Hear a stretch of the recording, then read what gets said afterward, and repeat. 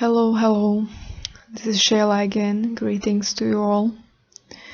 So, in today's little channeling, we wanted to talk about lucid dreaming and how to have contact through lucid dreaming and how to accelerate it, how to help it. You know, there are many techniques for lucid dreaming, and I will not also be describing differences between lucid dreaming, astral projection, or OBEs and all these things. So let's take it as lucid dreaming is also the way to contact with us or with other levels of creation that you desire, and to have a certain contact or whatever contact that you need or experiences. Although it always can be filtered through your subconsciousness in many ways and various ways, and it can be symbolic or other way, different than maybe from what it would be really without any filters. But let's start there. We are talking about lucid dreaming and how to get lucid while you are sleeping, while you get aware that you are astral projecting, that you are out of body or expanded beyond your physical body and not feeling your body that much, and feeling your energy concentrating in other places. There are various techniques, but I am not going to talk about them. You know them, like ways of when you would get up or wake up at night at a certain hour, or many different wild, mild, and so on techniques. What I want to tell you, but this is also what lucid dreamers are telling in their instructional videos, but many people ignore it, or rather focus on give me some technique that would be do this way and so on, but there is something very crucial that they are saying, and it's not being acknowledged that much that it should be, and it's to being in a presence and being in a now, more conscious during your waking life. And through that, the first step is to be more grounded just within your earth life, to be more grounded, to be more satisfied, to be okay. And it doesn't matter what situations are in what you are living.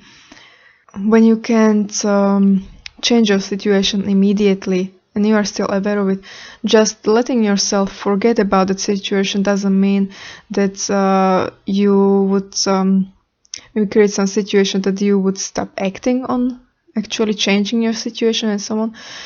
It still will be there, it still will be present, but you don't have to torture yourself by negative thinking or being busy thinking how to get out of the situation and so on. You can still give yourself more presence within all situations, and that presence will also help you to go through them in much better way that would be less harmful, creating less of little energetic traumas within your field, and so you wouldn't need to clear your field all the time, or some of you don't do it, who are even desiring to do more astral traveling throughout when you are dreaming. So that is another thing, that what is important is to also clear your energetic field in certain ways. You have a lot of reactions during the day, you are saying a lot of things, and you are then processing them during your night, and all those things, when subconsciousness or your brain has to deal with many things, then you are just taking a lot of time while you could be traveling during your time. It's taking time to process all these things. So I would advise you to also limit how much stimulation, visual or acoustic and so on, you are getting if it's not important.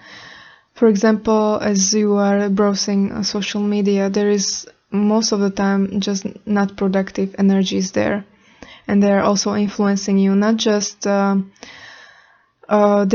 you have to process them, but even all these experiences within the realm of lucid dreaming and astral, they can merge multiple layers into one. So that's why getting less stimuli like this, it can help you to have more precise reflections or less distorted translation of what the actual experience was within those higher realms. So, as I was saying, being present, more present in your waking life, that is one thing, and that is base for what I want to tell you next. So, you want to maybe visit some specific being, or to have some experiences in general, just in that way. There is already a lot of beings, for example, depicted, so you could choose, if you don't have anything personal, or anyone personal that you would like to meet with, so you can choose from various other beings that you've seen and you feel attracted to, and so on. You can work with those as well, but best would be to find some connection that is more closer to you, that you have some bond to. Then, during your life, it's important to really be grounded and enjoy the life. This is the first and important thing. When you are already present and grounded, is to find joy within that experience, physical experience that you are having. And here comes another way of how you can deepen your presence, and it's through mindfulness of your senses. It depends which sense is more dominant for you. Many people can have a dominant feeling or dominant sense of that is visual sight. So that is one thing that you can start with, your strongest sense. For example, for this channel, the strongest sense is feeling, actually. So it's touch, and touch is a connected higher sense of being clairsentience. So it means feeling energies through an energetic field, and so on. So that is her strongest sense, and so she could be doing this mindfulness by feeling her body more, touching things, and also connecting it with sight. That is those two are very dominant senses for all of you, because you are always looking somewhere, of course, if you are not blind. So I am talking to those who know how it is to have a sight. Also connecting it with looking at what you are touching, for example, and taking its 3D shape to really feel and merge with the object maybe you are connecting with, and so on. It is one thing that you can do, and to really feel yourself, even like your physical body, and connect it with this object. Another thing is to enjoy sounds, so it's hearing. You can have meditation again with or mindful meditation with the sound, so you are focusing on sounds, but at the same time watching it. And then another thing that you again can do is to enter into that focus with your kinesthetic sense. It's the touch feeling, it's kinesthetic sense.